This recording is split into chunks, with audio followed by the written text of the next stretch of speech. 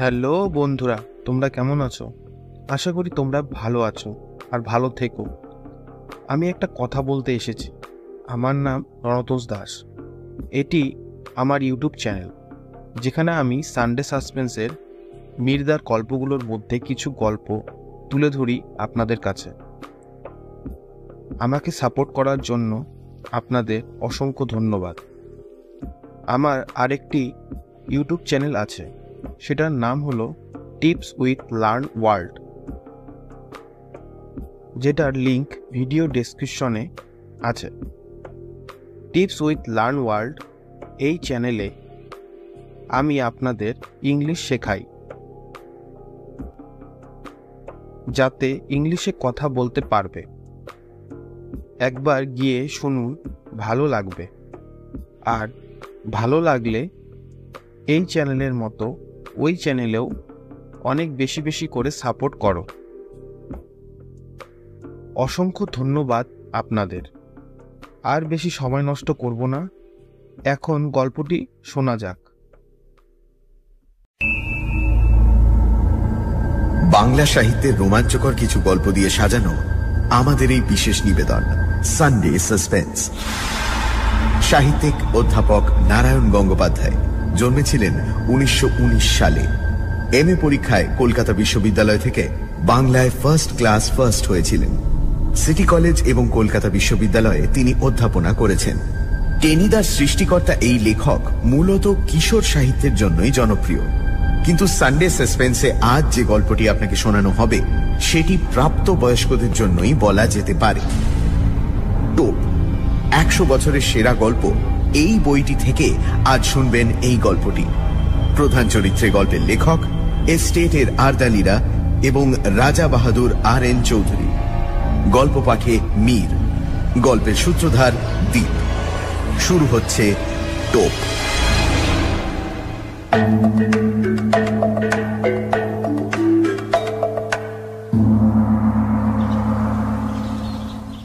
সকালে একটা পার্সেল এসে পৌঁছেছে। খুলে দেখি একজোড়া জুতো। না, শত্রুপক্ষের কাজ নয়। একজোড়া পুরনো ছেঁড়া জুতো পাঠিয়ে আমার সঙ্গে রসিকতার চেষ্টাও করেনি কেউ। চমৎকার ঝকঝকে বাঘের চামড়ার নতুন চটি, দেখলে চোখ জুড়িয়ে যায়। পায়ে দিতে লজ্জা বোধ হয় দস্তুর মতো। ইচ্ছে করে বিছানায় শুইয়ে রাখি। কিন্তু জুতো জোড়া পাঠালো কে? কোথাও অর্ডার দিয়েছিলাম বলেও তো মনে পড়ছে না। আর বন্ধুদের সব কটাকেই তো চিনি।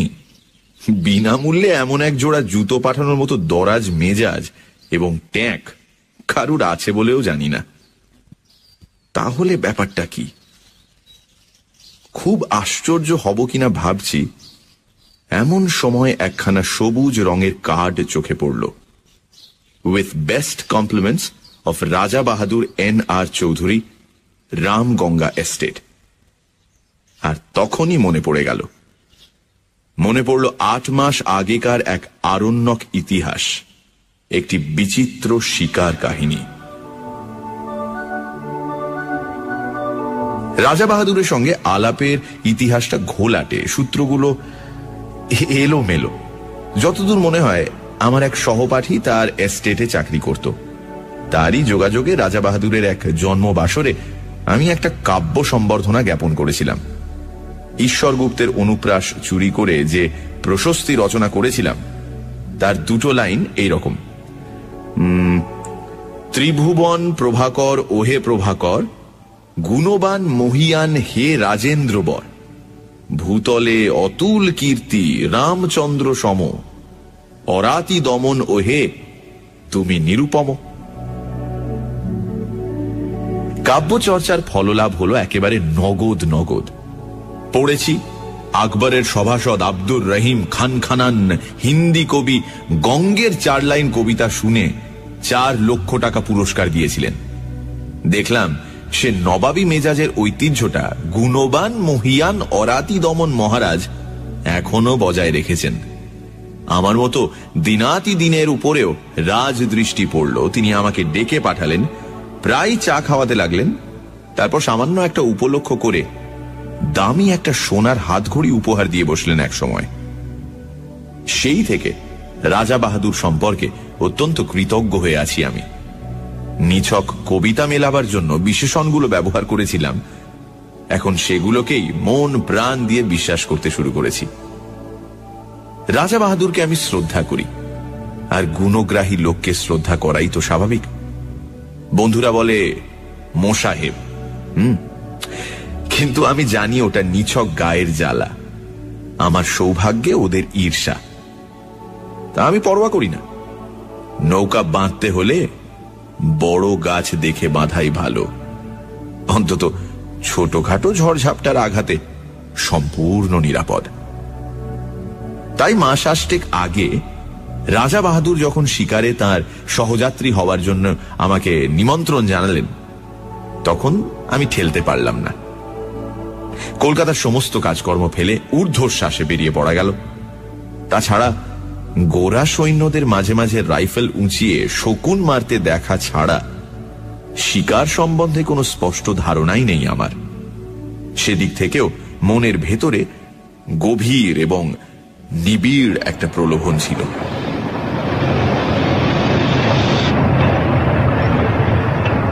জঙ্গলের ভেতরে ছোট একটা রেল লাইনে আরো ছোট একটা স্টেশনে গাড়ি থামল।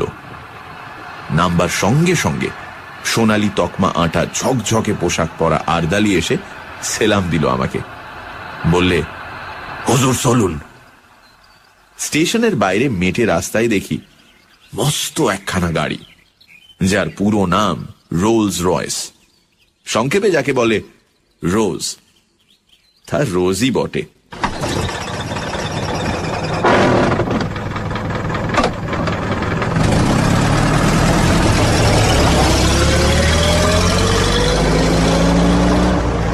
মাটিতে চললো না রাজহাঁসের মতো হাওয়ায় ভেসে গেল, সেটা ঠিক ঠাহর করে উঠতে পারলাম না। চামড়ার খটখটে গদি নয়, লাল মখমলের কুশন। হেলান দিতে সংকোচ হয়, পাছে মাথার সস্তা নারকেল তেলের দাগ ধরে যায়। আর বসবার সঙ্গে সঙ্গেই মনে হয় সমস্ত পৃথিবীটা নিচের মাটির ডেলার মতো গুঁড়িয়ে যাক, আমি এখানে সুখে এবং নিশ্চিন্তে ঘুমিয়ে পড়তে পারি। হাঁসের মতো ভেসে চলল রোজ। মেটে রাস্তায় চলেছে, অথচ এতটুকু ঝাঁকুনি নেই। ইচ্ছে হলো একেবারে ঘাড় বার করে দেখি গাড়িটা ঠিক মাটি দিয়েই চলেছে না দুহাত ওপর দিয়ে উড়ে চলেছে ওর চাকাগুলো। পথের দুপাশে তখন নতুন একটা জগতের ছবি। সবুজ শালবনের আড়ালে আড়ালে চা বাগানের বিস্তার, চকচকে উজ্জ্বল পাতার শান্ত শ্যামল সমুদ্র, দূরে আকাশের গায়ে কালো পাহাড়ের রেখা। ক্রমশ চা বাগান শেষ হয়ে এলো। পথের দুপাশে ঘন হয়ে দেখা দিতে লাগলো অবিচ্ছিন্ন শালবন। একজন আরদালি জানালো, হুজুর, ফরেস্ট এসে পড়েছে। ফরেস্টই বটে। পথের ওপর থেকে সূর্যের আলো সরে গেছে, এখন শুধু শান্ত আর বিষণ্ণ ছায়া। রাত্রির শিশির এখনো ভিজিয়ে রেখেছে পথটাকে। রোজের নিঃশব্দ চাকার নিচে মড়মড় করে সাড়া তুলছে শুকনো শালের পাতা। বাতাসে গুঁড়ো গুঁড়ো বৃষ্টির মতো শালের ফুল ঝরে পড়ছে পথের পাশে, উড়ে আসছে গায়ে। কোথা থেকে চকিতের জন্য ময়ূরের তীক্ষ্ণ চিৎকার ভেসে এলো। দুপাশে নিবিড় শালের বন, কোথাও কোথাও ভেতর দিয়ে খানিকটা দৃষ্টি চলে, কখনো কখনো বুনো ঝোপে আচ্ছন্ন। মাঝে মাঝে এক এক টুকরো কাঠের গায়ে লেখা 1935, 1940। মানুষ বনকে শুধু উচ্ছন্ন করতে চায় না, তাকে বাড়াতেও চায়। এই সব প্লটে বিভিন্ন সময় নতুন করে শালের চারা রোপণ করা হয়েছে, এ তারই নির্দেশ। বনের রূপ দেখতে দেখতে চলেছি।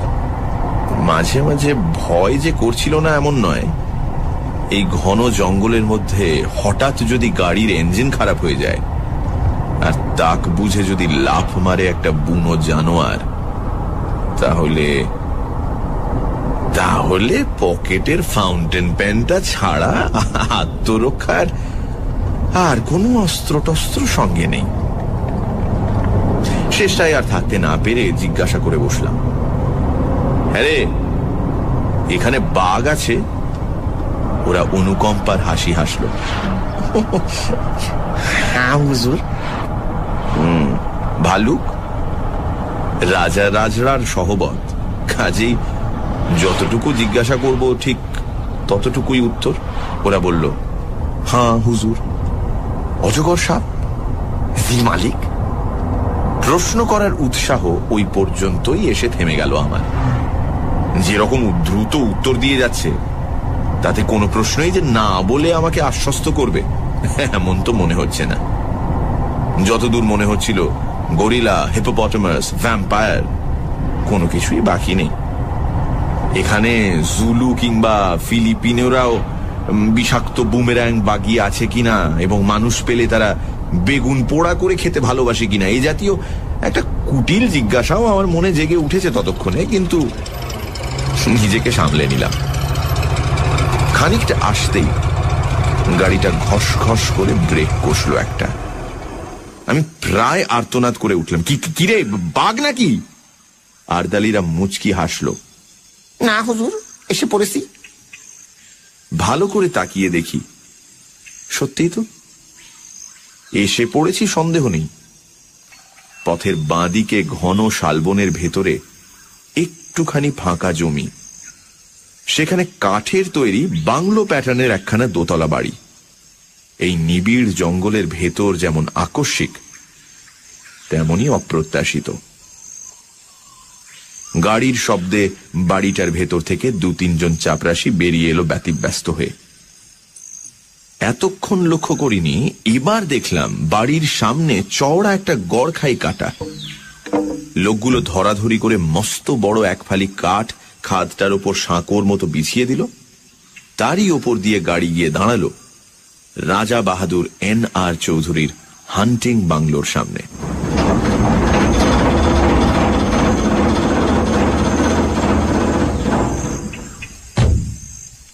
আরে আরে কি সৌভাগ্য!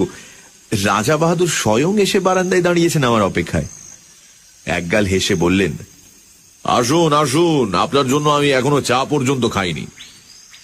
শ্রদ্ধায় আর বিনয়ে আমার মাথা নিচু হয়ে গেল। মুখে কথা জোগালো না, শুধু বেকুবের মতো কৃতার্থের হাসি হাসলাম একগাল। রাজা বাহাদুর বললেন, এত কষ্ট করে আপনি যে আসবেন সে ভাবতেই পারিনি, বড় আনন্দ হলো। চলুন চলুন, ওপরে চলুন। এত গুণ না থাকলে কি আর রাজা হয়? একেই বলে রাজোচিত বিনয়। রাজা বাহাদুর বললেন, আগে স্নান করে রিফ্রেশড হয়ে আসুন, টি ইজ গেটিং রেডি। বয়, সাহেব কো গোসলখানে में ले जाओ। 40 বছরের দাড়িওয়ালা বয়, নিঃসন্দেহে বাঙালি, তবু হিন্দি করে হুকুমটা দিলেন রাজা বাহাদুর, কারণ ওটাই রাজকীয় দস্তুর। বয় আমাকে গোসলখানায় নিয়ে গেল। আশ্চর্য, এই জঙ্গলের ভেতরও এত নিখুঁত আয়োজন। এমন একটা বাথরুমে জীবনে আমি স্নান করিনি। ব্র্যাকেটে 3-4 খানা সদ্য পাট ভাঙা নতুন তোয়ালে, 3টে দামি সোপ কেসে 3 রকমের নতুন সাবান, র্যাকে দামি দামি তেল, লাইম জুস, অতিকায় বাথটাব, ওপরে ঝাঁঝরি, নিচে টিউবওয়েল থেকে পাম্প করে এখানে ধারা স্নানের ব্যবস্থা। একেবারে রাজকীয় কারবার। কে বলবে এটা কলকাতার গ্র্যান্ড হোটেল নয়?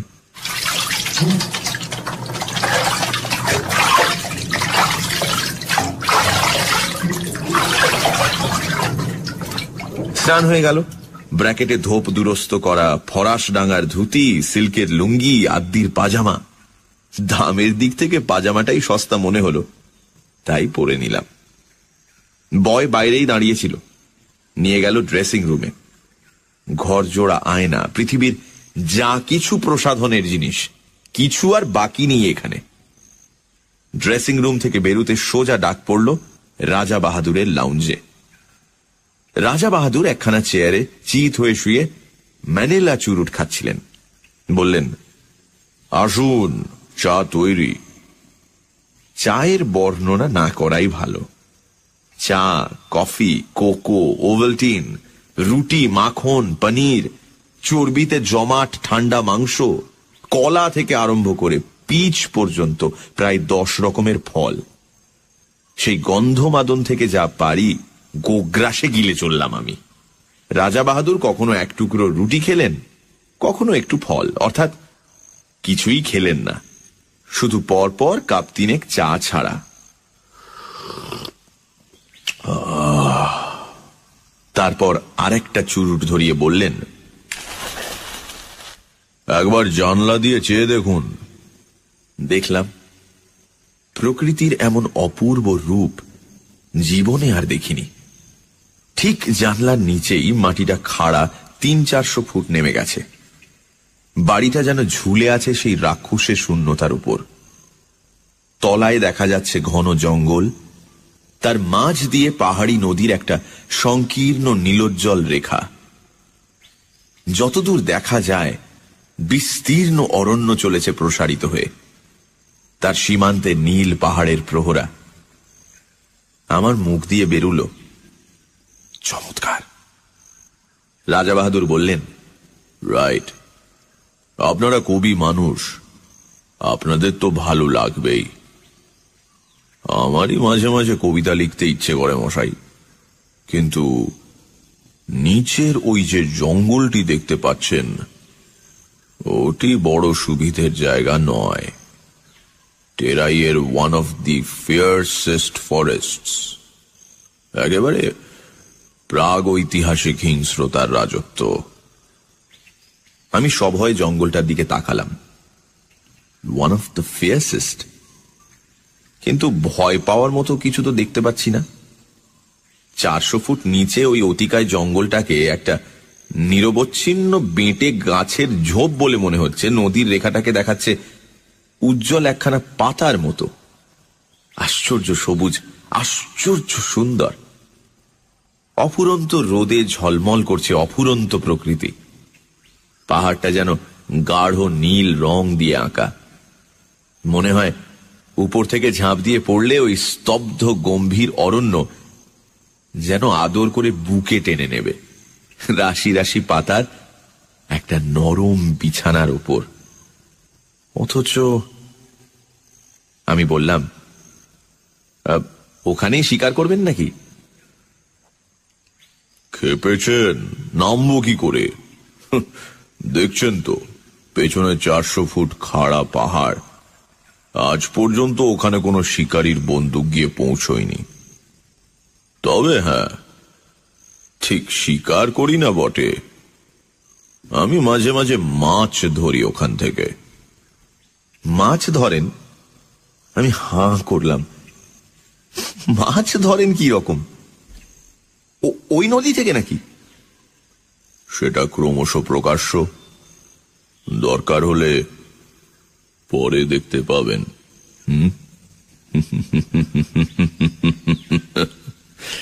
রাজা বাহাদুর রহস্যময় ভাবে মুখ টিপে হাসলেন। আপাতত শিকারের আয়োজন করা যাক, কিছু না জুটলে মাছের চেষ্টাই করা যাবে। তবে ভালো টোপ ছাড়া আমার পছন্দ হয় না, আর তাতে অনেক হাঙ্গামা। কিছু বুঝতে পারছি না। রাজা বাহাদুর জবাব দিলেন না, শুধু হাসলেন।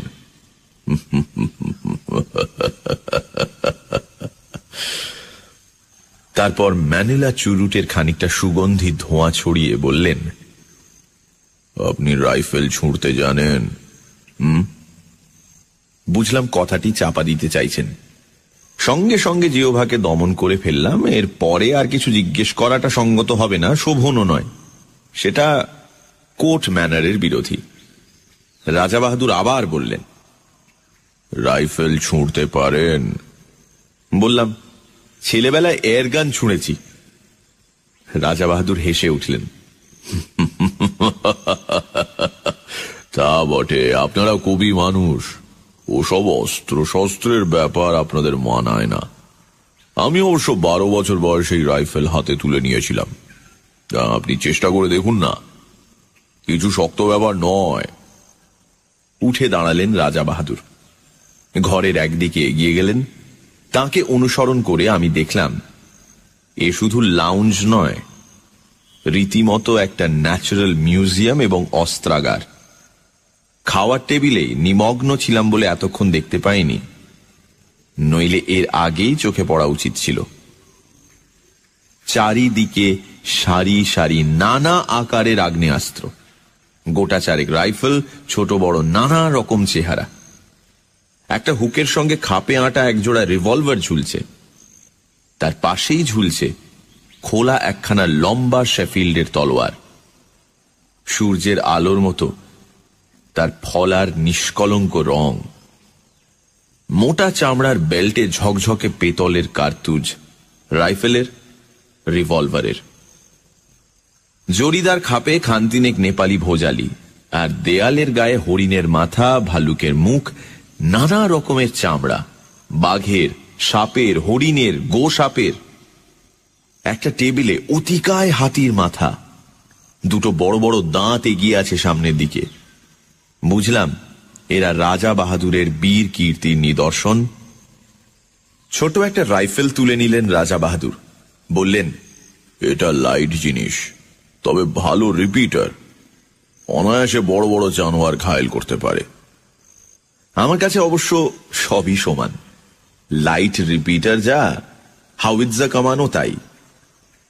তবু সৌজন্য রক্ষার জন্য বলতে হলো, বাহ, তবে তো চমৎকার জিনিস। রাজা বাহাদুর রাইফেলটা বাড়িয়ে দিলেন আমার দিকে। তাহলে চেষ্টা করুন, লোড করাই আছে, ছুড়ুন ওই জানলা দিয়ে। আমি সভয়ে 3 পা পিছিয়ে গেলাম। জীবনে বেকুবি অনেক করেছি, কিন্তু তার পরিমাণটা আর বাড়াতে প্রস্তুত নই। যুদ্ধ ফেরত এক বন্ধুর মুখে তার রাইফেল ছোঁড়ার প্রথম অভিজ্ঞতা শুনেছিলাম। পড়ে গিয়ে পা ভেঙে নাকি তাকে 1 মাস বিছানায় শুয়ে থাকতে হয়েছিল।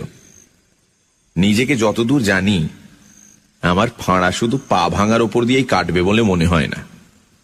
বললাম, ওটা এখন থাক, পরে হবে না হয়। রাজা বাহাদুর মৃদু কৌতুকের হাসি হাসলেন, বললেন, এখন ভয় পাচ্ছেন, কিন্তু একবার ধরতে শিখলে আর ছাড়তে চাইবেন না। হাতে থাকলে বুঝবেন কত বড় শক্তিমান আপনি। You can easily face all the rascals of. হঠাৎ তার চোখ ঝকঝক করে উঠল, মৃদু হাসিটা মিলিয়ে গিয়ে শক্ত হয়ে উঠল মুখের পেশিগুলো। And a rival. মুহূর্তে বুকের রক্ত হিম হয়ে গেল আমার। রাজা বাহাদুরের 2 চোখে বন্য হিংসা। রাইফেলটা এমন শক্ত মুঠিতে বাগিয়ে ধরেছেন যেন সামনে কাউকে গুলি করবার জন্য তৈরি হচ্ছেন তিনি। উত্তেজনার ঝোঁকে আমাকেই যদি লক্ষ্যভেদ করে বসেন, তাহলে আতঙ্কে দেওয়ালে ঠেস দিয়ে দাঁড়িয়ে গেলাম আমি। কিন্তু ততক্ষণে মেঘ কেটে গেছে। রাজা রাজড়ার মেজাজ। রাজা বাহাদুর হাসলেন, ওয়েল, পরে আপনাকে তালিম দেওয়া যাবে। সবই তো রয়েছে, যেটা খুশি আপনি ট্রাই করতে পারেন। চলুন এখন বারান্দায় গিয়ে বসা যাক। Let's have some energy. প্রাতরাশেই প্রায় বিন্ধ্য পর্বত উদরসাৎ করা হয়েছে, আর কি হলে এনার্জি সঞ্চিত হবে বোঝা শক্ত। কিন্তু কথাটা বলেই রাজা বাহাদুর বাইরের বারান্দার দিকে পা বাড়িয়েছেন, সুতরাং আমাকেও পিছু নিতে হলো। বাইরের বারান্দায় বেতের চেয়ার, বেতের টেবিল। এখানে ঢোকবার পর এমন সব বিচিত্র রকমের আসরে বসছি যে আমি প্রায় নার্ভাস হয়ে উঠেছি। তবু যেন বেতের চেয়ারে বসতে পেয়ে খানিকটা সহজ অন্তরঙ্গতা অনুভব করা গেল। এটা অন্তত চেনা জিনিস। আর বসবার সঙ্গে সঙ্গে বোঝা গেল এনার্জি কথাটার আসল তাৎপর্য কি। বেয়ারা তৈরি ছিল, ট্রেতে করে একটি ফেনিল ও গ্লাস সামনে এনে রাখল। অ্যালকোহলের উগ্র গন্ধ ছড়িয়ে গেল বাতাসে। রাজা বাহাদুর স্মিত হাস্যে বললেন, চলবে। সবিনয়ে জানালাম, না। তবে বিয়ার আনবে? একেবারে মেয়েদের ড্রিঙ্ক। নেশা হবে না? না থাক, অভ্যেস নেই কোনোদিন। গুড কন্ডাক্টর প্রাইজ পাওয়া ছেলে। রাজা বাহাদুরের সুরে অনুকম্পার আভাস। আমি কিন্তু 14 বছরের বয়সেই প্রথম ড্রিঙ্ক ধরি। রাজা রাজরার ব্যাপার, সবই অলৌকিক।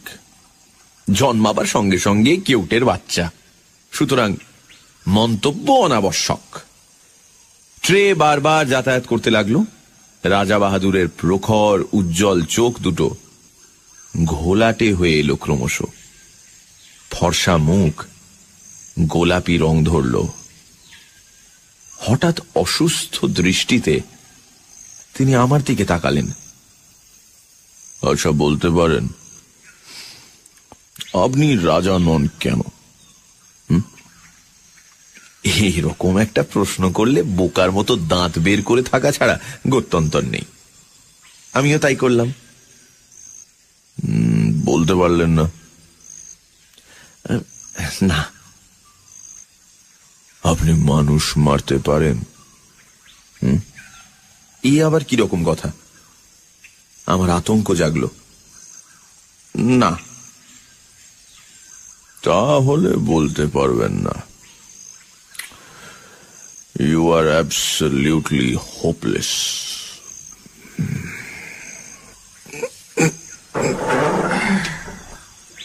উঠে দাঁড়িয়ে ঘরের দিকে পা বাড়ালেন রাজা বাহাদুর। বলে গেলেন, I pity you, I pity you. বুঝলাম নেশাটা চড়েছে। আমি আর কথা বাড়ালাম না, চুপ করে বসে রইলাম সেখানেই। খানিক পরেই ঘরের ভেতরে নাক ডাকার শব্দ।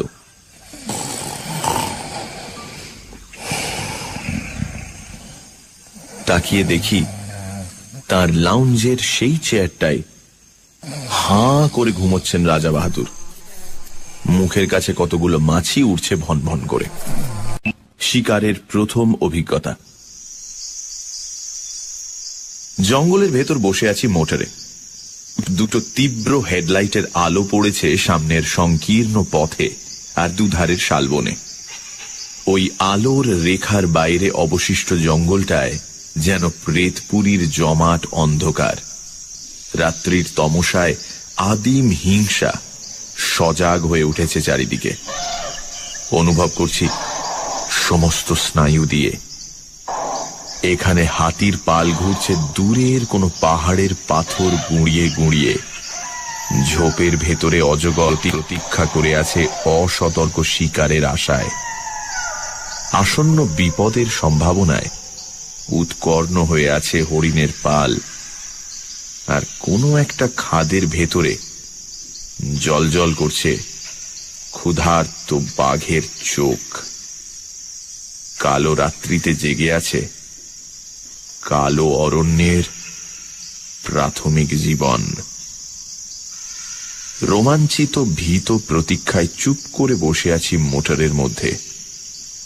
কিন্তু হিংসার রাজত্ব শালবন ডুবে আছে একটা আশ্চর্য স্তব্ধতায়। শুধু কানের কাছে অবিশ্রান্ত মশার গুঞ্জন ছাড়া আর কোনো শব্দ নেই। মাঝে মাঝে অল্প বাতাস দিচ্ছে। শালের পাতায় উঠেছে এক একটা মৃদু মর্মর। আর কখনো ডাকছে বনমূর্তি। ঘুমের মধ্যে পাখা ঝাপটাচ্ছে ময়ূর। মনে হচ্ছে এই গভীর ভয়ঙ্কর অরণ্যের প্রাণীগুলো যেন নিঃশ্বাস বন্ধ করে একটা নিশ্চিত কোনো মুহূর্তের প্রতীক্ষা করে আছে। আমরাও প্রতীক্ষা করে আছি। মোটরের মধ্যে নিঃসাড় হয়ে বসে আছি আমরা। একটি কথাও বলবার উপায় নেই। রাইফেলের নল ইঞ্জিনের ওপরে বাড়িয়ে দিয়ে শিকারী বাঘের মতোই তাকিয়ে আছেন রাজা বাহাদুর। চোখ দুটো উগ্র প্রখর হয়ে আছে হেডলাইটের তীব্র আলোক রেখাটার দিকে। একটা জানোয়ার ওই রেখাটা পেরুবার দুঃসাহস করলেই রাইফেল গর্জন করে উঠবে। কিন্তু জঙ্গলের সেই আশ্চর্য স্তব্ধতা, অরণ্য যেন আজ রাত্রে বিশ্রাম করছে। একটি রাত্রের জন্য ক্লান্ত হয়ে জানোয়ারগুলো ঘুমিয়ে পড়েছে খাদের ভেতরে, ঝোপের আড়ালে। কেটে চলেছে মন্থর সময়। রাজা বাহাদুরের হাতের রেডিয়াম ডায়াল ঘড়িটা একটা সবুজ চোখের মতো জ্বলছে। রাত 1:30 পেরিয়ে গেছে। ক্রমশ উসখুস করছেন উৎকীর্ণ রাজা বাহাদুর। না, হোপলেস, আজ আর পাওয়া যাবে না। বহু দূর থেকে একটা তীক্ষ্ণ গম্ভীর শব্দ, হাতির ডাক, ময়ূরের পাখা ঝাপটানি চলছে মাঝে মাঝে। এক ফাঁকে একটা পেঁচা চেঁচিয়ে উঠল। রাত্রি ঘোষণা করে গেল শেয়ালের দল। কিন্তু কোথায় বাঘ, কোথায় বা ভাল্লুক? অন্ধকার বনের মধ্যে দ্রুত কতকগুলো ছুটন্ত খুরের আওয়াজ। পালিয়ে গেল হরিণের পাল। কিন্তু কোনো ছায়া পড়ছে না আলোকবৃত্তের ভেতরে। মশার কামড় যেন অসহ্য হয়ে উঠেছে। বৃথাই গেল রাতটা। রাজা বাহাদুরের কণ্ঠস্বরে পৃথিবীর সমস্ত বিরক্তি ভেঙে পড়ল। ডেভিলস লাক। সিটের পাশ থেকে একটা ফ্লাস্ক তুলে নিয়ে ঢক ঢক করে ঢাললেন গলাতে। ছড়িয়ে পড়ল উইস্কির কটু গন্ধ। Thank heavens! রাজা বাহাদুর হঠাৎ নড়ে বসলেন চকিত হয়ে। নক্ষত্র বেগে হাতটা চলে গেল রাইফেলের ট্রিগারে। শিকার এসে পড়েছে। আমিও দেখলাম বহু দূর থেকে আলোর রেখাটার ভেতর কি একটা জানোয়ার দাঁড়িয়ে আছে স্থির হয়ে। এমন একটা জোরালো আলো চোখে পড়াতে কেমন দিশেহারা হয়ে গেছে। তাকিয়ে আছে এই দিকেই। দুটো জোনাকির বিন্দুর মতো চিকচিক করছে তার চোখ। রাইফেল থেকে হাত সরিয়ে নিলেন রাজা বাহাদুর, কিন্তু পর মুহূর্তে চাপা উত্তেজিত গলায় বললেন, থাক, আর ছুঁচোই মারব। দুম করে রাইফেল গর্জন করে উঠল। কানে তালা ধরে গেল আমার। বারুদের গন্ধে বিস্বাদ হয়ে উঠল নাসারন্ধ্র। অব্যর্থ লক্ষ্য রাজা বাহাদুরের। পড়েছে জানোয়ারটা। ড্রাইভার বললে, তুলে আনবো হুজুর? বিকৃত মুখে রাজা বাহাদুর বললেন, কি হবে? গাড়ি ঘোরাও।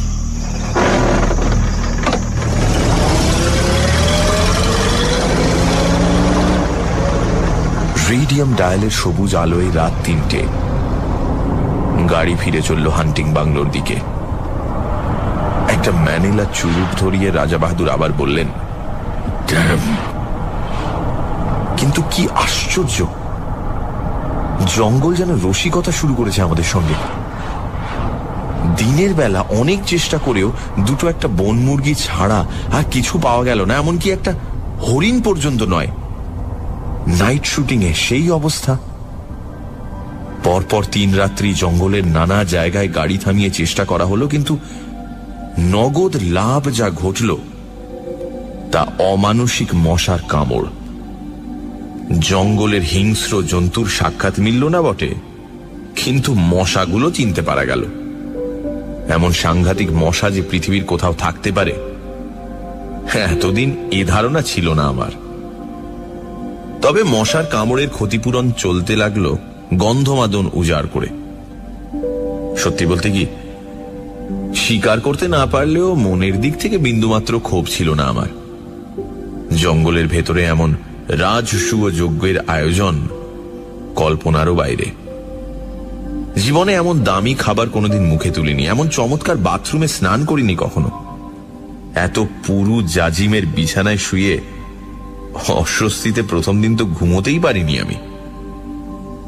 নিবিড় জঙ্গলের নেপথ্যে গ্র্যান্ড হোটেলে স্বাচ্ছন্দ্যে দিন কাটাচ্ছি। শিকার না হলেও কণামাত্র ক্ষতি নেই আমার। প্রত্যেক দিনই লাউঞ্জে চা খেতে খেতে 400 ফুট নিচেকার ঘন জঙ্গলটার দিকে চোখ পড়ে। সকালের আলো উদ্ভাসিত শ্যামলতা দিগন্ত পর্যন্ত বিস্তীর্ণ হয়ে আছে অপরূপ প্রসন্নতায়। One of the fiercest forests. শ্বাস হয় না। তাকিয়ে তাকিয়ে দেখি বাতাসে আকার অবয়বহীন পত্রাবরণ সবুজ সমুদ্রের মতো দুলছে, চক্র দিচ্ছে পাখির দল। এইখান থেকে মৌমাছির মতো দেখায় পাখিগুলোকে। জানলার ঠিক নিচেই ইস্পাতের ফলার মতো পাহাড়ি নদীটার নীলিমোজ্জ্বল রেখা দুটো একটা নুড়ি ঝকমক করে মণিখণ্ডের মতো। বেশ লাগে। তারপরেই চমক ভাঙে আমার। তাকিয়ে দেখি ঠোঁটের কোণে ম্যানিলা চুরুট পুড়ছে। অস্থির চঞ্চল পায়ে রাজা বাহাদুর ঘরের ভেতর পায়চারি করছেন। চোখে মুখে একটা চাপা আক্রোশ, ঠোঁট দুটোয় নিষ্ঠুর কঠিনতা। কখনো একটা রাইফেল তুলে নিয়ে বিরক্তি ভরে নামিয়ে রাখেন, কখনো ভোজালি তুলে নিয়ে নিজের হাতের ওপর ফলাটা পরীক্ষা করেন, সেটার ধার। আবার কখনো বা জানলার সামনে খানিকক্ষণ স্থির দৃষ্টিতে তাকিয়ে থাকেন নিচের জঙ্গলটার দিকে। আজ 3 দিন থেকে উল্লেখযোগ্য একটা কিছু স্বীকার করতে পারেননি। ক্ষোভে তার দাঁতগুলো কড়মড় করতে থাকে। তারপরেই বেরিয়ে যান এনার্জি সংগ্রহের চেষ্টায়। বাইরের বারান্দায় গিয়ে হাঁক দেন, ব্যাগ। কিন্তু পরের পয়সায় রাজভোগ খেয়ে এবং রাজোচিত বিলাস করে বেশি দিন কাটানো আর সম্ভব নয় আমার পক্ষে। রাজা বাহাদুরের অনুগ্রহ একটি দামি জিনিস বটে, কিন্তু কলকাতায় আমার ঘর সংসার আছে, একটা দায়িত্ব আছে তার। সুতরাং 4র্থ দিন সকালে কথাটা আমাকে পারতে হলো। বললাম, এবার আমাকে বিদায় দিন তাহলে। রাজা বাহাদুর সবে 4র্থ পেগে চুমুক দিয়েছেন তখন। তেমনি অসুস্থ আর রক্তাভ চোখে আমার দিকে তাকালেন। বললেন, আপনি যেতে চান? কাজকর্ম রয়েছে, কিন্তু আমার শিকার আপনাকে দেখাতে পারলাম না। সে না হয় আরেকবার হবে। চাপা ঠোঁটের ভেতরেই একটা গম্ভীর আওয়াজ করলেন রাজা বাহাদুর। আপনি ভাবছেন আমার ওই রাইফেলগুলো দেয়ালে ওই সব শিকারের নমুনা? ওগুলো সব ফার্স। আমি সন্ত্রস্ত হয়ে বললাম, না না, তা কেন ভাবতে যাব? শিকার তো খানিকটা অদৃষ্টের ব্যাপার। অদৃষ্টকেও বদলানো চলে। রাজা বাহাদুর উঠে পড়লেন। আমার সঙ্গে আসুন। দুজনে বেরিয়ে এলাম। রাজা বাহাদুর আমাকে নিয়ে এলেন হান্টিং বাংলোর পেছন দিকটাতে। ঠিক সেখানে, যার 400 ফুট নিচে টেরাইয়ের অন্যতম হিংস্র অরণ্য বিস্তীর্ণ হয়ে আছে। এখানে আসতে আরেকটা নতুন জিনিস চোখে পড়ল। দেখি কাঠের একটা রেলিং দেওয়া সাঁকোর মতন জিনিস সেই সীমাহীন শূন্যতার ওপরে প্রায় 15-16 হাত প্রসারিত হয়ে আছে। তার পাশে দুটো বড় বড় কাঠের চাকা, তাদের সঙ্গে 2 জোড়া মোটা কাছি জড়ানো। ব্যাপারটা কি ঠিক বুঝতে পারলাম না। আসুন। রাজা বাহাদুর সেই ঝুলন্ত সাঁকোটার উপর গিয়ে দাঁড়ালেন।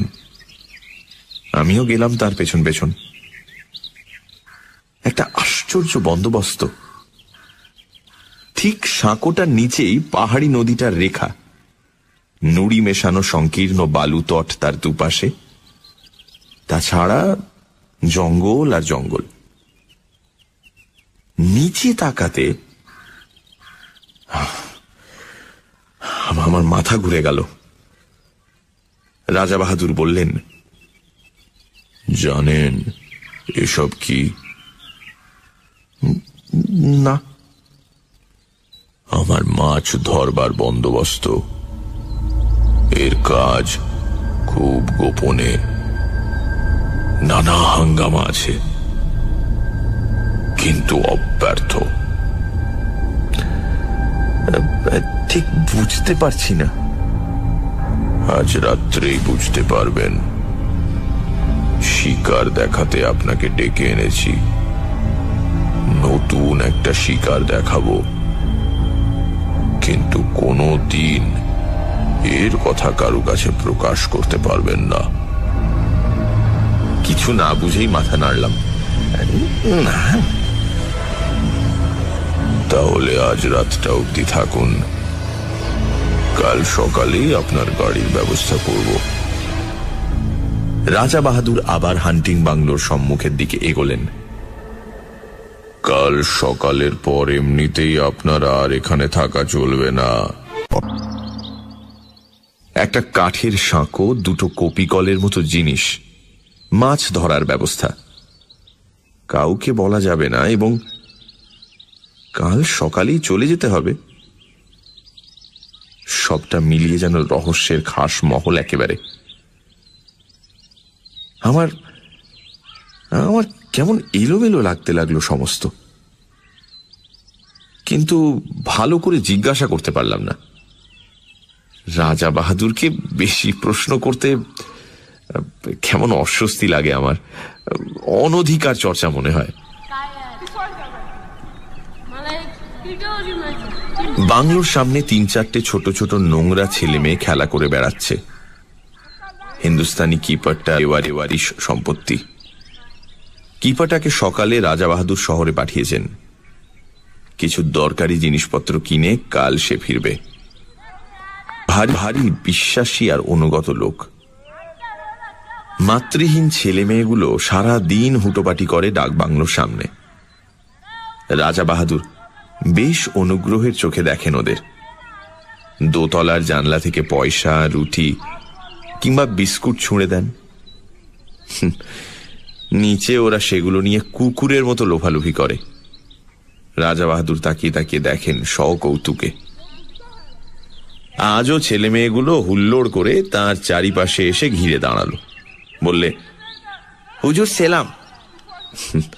রাজা বাহাদুর পকেটে হাত দিয়ে কতগুলো পয়সা ছড়িয়ে দিলেন ওদের ভেতরে। হরির লুঠের মতো কাড়াকাড়ি পড়ে গেল। বেশ ছেলে মেয়েগুলি, 2 থেকে 8 বছর পর্যন্ত বয়স। আমার ভারী ভালো লাগে ওদের।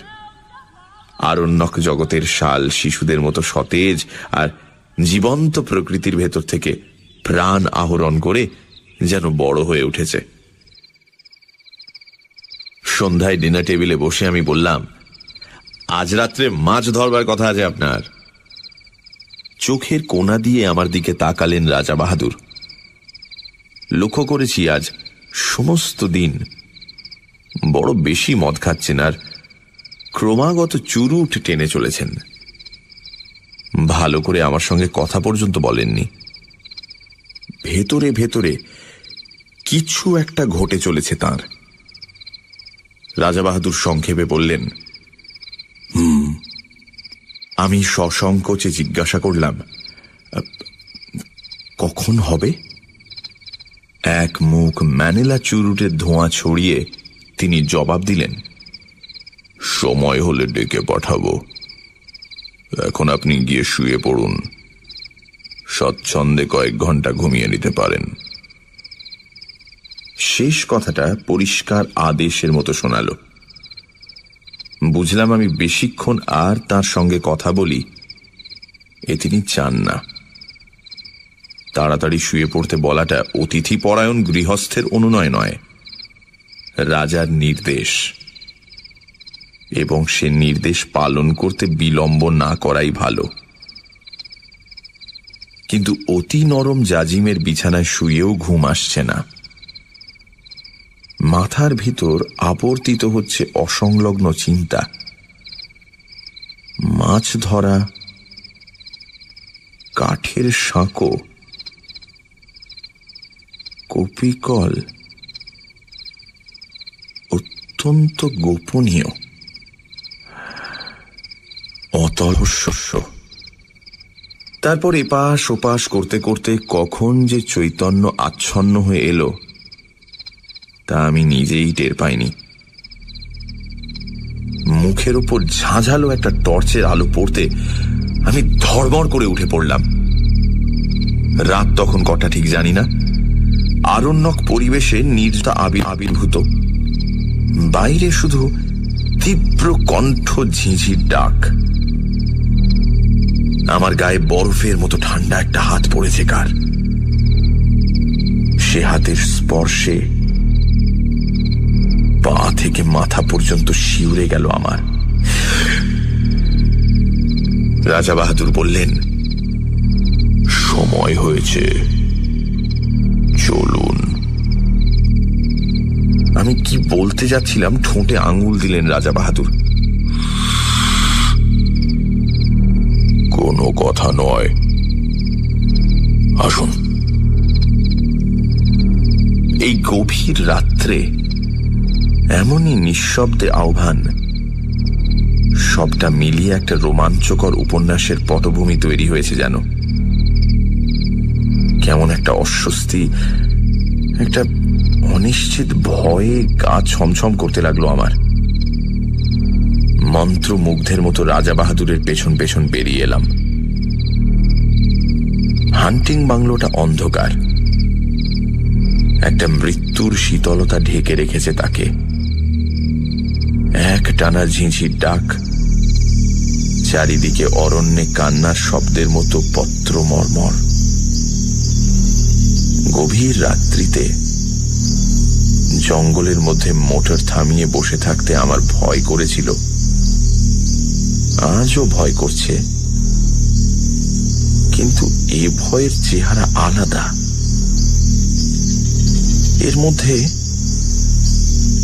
এর মধ্যে আরেকটা কি যেন মিশে আছে, ঠিক বুঝতে পারছি না, অথচ পাও সরতে চাইছে না আমার। মুখের উপরে একটা টর্চের আলো, রাজা বাহাদুরের হাতের স্পর্শটা বরফের মতো ঠান্ডা, ঠোঁটে আঙুল দিয়ে নীরবতার সেই দুর্বোধ্য কুটির সংকেত। টর্চের আলোয় পথ দেখিয়ে রাজা বাহাদুর আমাকে সেই ঝুলন্ত সাঁকোটার কাছে নিয়ে এলেন। দেখি তার উপরে শিকারের আয়োজন। দুখানা চেয়ার পাতা, দুটো তৈরি রাইফেল, দুজন বেয়ারা একটা কপিকলের চাকা ঘুরিয়ে কি একটা জিনিস নামিয়ে দিচ্ছে নিচের দিকে। এক মুহূর্তের জন্য রাজা বাহাদুর তার 9 সেলের হান্টিং টর্চটা নিচের দিকে ফ্ল্যাশ করলেন। প্রায় 250 ফুট নিচে সাদা পুটলির মতো কি একটা জিনিস কপিকলের দড়ির সঙ্গে নেমে যাচ্ছে দ্রুত বেগে। আমি বললাম, ওটা কি রাজা বাহাদুর? মাছের টোপ। কিন্তু এখনো কিছু বুঝতে পারছি না। একটু পরে বুঝবেন, এখন চুপ করুন। এবারে স্পষ্ট ধমক দিলেন আমাকে। মুখ দিয়ে ভক ভক করে হুইস্কির তীব্র গন্ধ বেরোচ্ছে। রাজা বাহাদুর প্রকৃতিস্থ নেই, আর কিছুই বুঝতে পারছি না আমি। আমার মাথার ভেতর সব যেন গন্ডগোল হয়ে গেছে। একটা দুর্বোধ্য নাটকের নির্বাক দ্রষ্টার মতো রাজা বাহাদুরের পাশের চেয়ারটাতে আসন নিলাম আমি।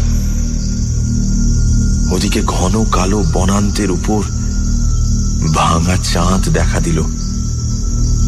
তার খানিকটা ম্লান আলো এসে পড়ল 400 ফুট নিচের নদীর জলে, তার ছড়ানো মণিখণ্ডের মতো নুড়িগুলোর উপরে। আবছা ভাবে যেন দেখতে পাচ্ছি কপিকলের দড়ির সঙ্গে বাঁধা সাদা পুঁটলিটা অল্প অল্প নড়ছে বালির ওপরে। এক হাতে রাজা বাহাদুর রাইফেলটা বাগিয়ে ধরে আছেন, আরেক হাতে মাঝে মাঝে আলো ফেলছেন নিচের পুঁটলিটায়। চকিত আলোয় যেটুকু মনে হচ্ছে পুঁটলিটা যেন জীবন্ত, অথচ কি জিনিস কিছু বুঝতে পারছি না। এ নাকি মাছের টোপ? কিন্তু কি এ মাছ? আর এই কিসের টোপ? আবার সেই স্তব্ধতার প্রতীক্ষা। মুহূর্ত কাটছে, মিনিট কাটছে, ঘন্টা কাটছে। রাজা বাহাদুরের টর্চের আলো বারে বারে পিছলে পড়ছে নিচের দিকে। দিগন্ত প্রসার হিংস্র অরণ্য ভাঙা ভাঙা জ্যোৎস্নায় দেখাচ্ছে তরঙ্গিত একটা সমুদ্রের মতো। নিচের নদীটা ঝকঝক করছে যেন একখানা খাপ খোলা তলোয়ার। অবাক বিস্ময়ে আমি বসে আছি। মিনিট কাটছে, ঘন্টা কাটছে, টোপ ফেলে মাছ ধরছেন রাজা বাহাদুর, অথচ সব ধোঁয়াটে লাগছে আমার। কান পেতে শুনছি ঝিঝির ডাক, দূরে হাতির গর্জন, শালপাতার মর্মর। এই প্রতীক্ষার তত্ত্ব আমার কাছে দুর্বোধ্য। শুধু হুইস্কি আর ম্যানিলা চুরুটের গন্ধ এসে লাগছে আমার। মিনিট কাটছে, ঘন্টা কাটছে, রেডিয়াম ডায়াল ঘড়ির কাঁটা চলেছে ঘুরে। ক্রমশ যেন সম্মোহিত হয়ে গেলাম, ক্রমশ যেন ঘুম এলো আমার। তারপরে হঠাৎ কানের কাছে বিকট শব্দে রাইফেল সাড়া দিয়ে উঠল। 400 ফুট নিচ থেকে উপরের দিকে উৎক্ষিপ্ত হয়ে উঠল প্রচন্ড বাঘের গর্জন। চেয়ারটা শুদ্ধ আমি ক্ষেপে উঠলাম। টর্চের আলোটা সোজা পড়ছে নুড়ি ছড়ানো বালির ডাঙাটার উপরে। পরিষ্কার দেখতে পেলাম ডোরা কাটা অতিকায় একটা বিশাল জানোয়ার সাদা পুঁটলিটার উপর একখানা থাবা চাপিয়ে দিয়ে পড়ে আছে। সাপের মতো ল্যাজ আছড়াচ্ছে অন্তিম আক্ষেপে। ওপর থেকে ইন্দ্রের বজ্রের মতো অব্যর্থ গুলি গিয়ে লেগেছে তার মাথায়। এত উপর থেকে এমন দুর্নিবার মৃত্যু নামবে আশঙ্কা করতে পারিনি। রাজা বাহাদুর সোৎসাহে বললেন, ফাতেহ। এতক্ষণে মাছ ধরবার ব্যাপারটা বুঝতে পেরেছি। সোৎসাহে সোল্লাসে বললাম, মাছ তো ধরলেন, ডাঙায় তুলবেন কেমন করে? ওই কপিকল দিয়ে। এই জন্যই তো ব্যবস্থা। ব্যাপারটা যেমন বিচিত্র তেমনই উপভোগ্য। আমি রাজা বাহাদুরকে অভিনন্দিত করতে যাব এমন সময় পরিষ্কার শুনতে পেলাম শিশুর গোঙানি, ক্ষীণ অথচ নির্ভুল। এ কিসের শব্দ? 400 ফুট নিচ থেকে ওই শব্দটা আসছে। হ্যাঁ, কোনো ভুল নেই। মুখের বাঁধন খুলে গেছে, কিন্তু বড় দেরিতে। আমার রক্ত হিম হয়ে গেল, আমার চুল খাড়া হয়ে উঠল। আমি পাগলের মতো চিৎকার করে উঠলাম, রাজা বাহাদুর, কিসের টোপ আপনার? কি দিয়ে আপনি মাছ ধরলেন? চুপ! একটা কালো রাইফেলের নল আমার বুকে ঠেকালেন রাজা বাহাদুর। আমার চারিদিকে পৃথিবীটা পাক খেতে খেতে হাওয়ায় গড়া একটা বুদবুদের মতো শূন্যে মিলিয়ে গেল। রাজা বাহাদুর চাপটে না ধরলে 400 ফুট নিচেই পড়ে যেতাম হয়তো।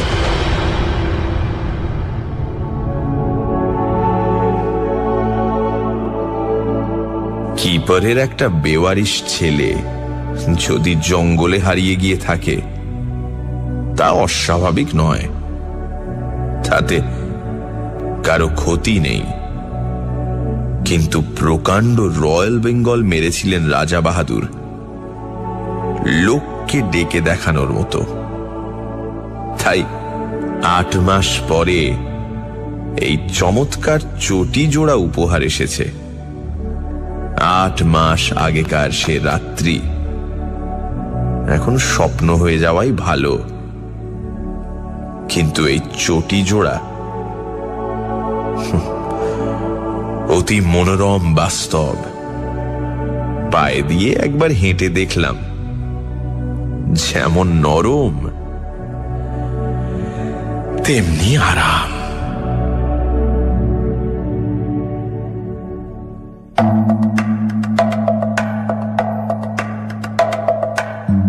শুনছিলেন টোপ, রচনা নারায়ণ গঙ্গোপাধ্যায়, গল্পের সূত্রধার দীপ, গল্প পাঠে মীর, শব্দগ্রহণ, আবহ সঙ্গীত এবং স্পেশাল এফেক্টসে রিচার্ড, পরিকল্পনা ও পরিচালনায় ইন্দ্রাণী।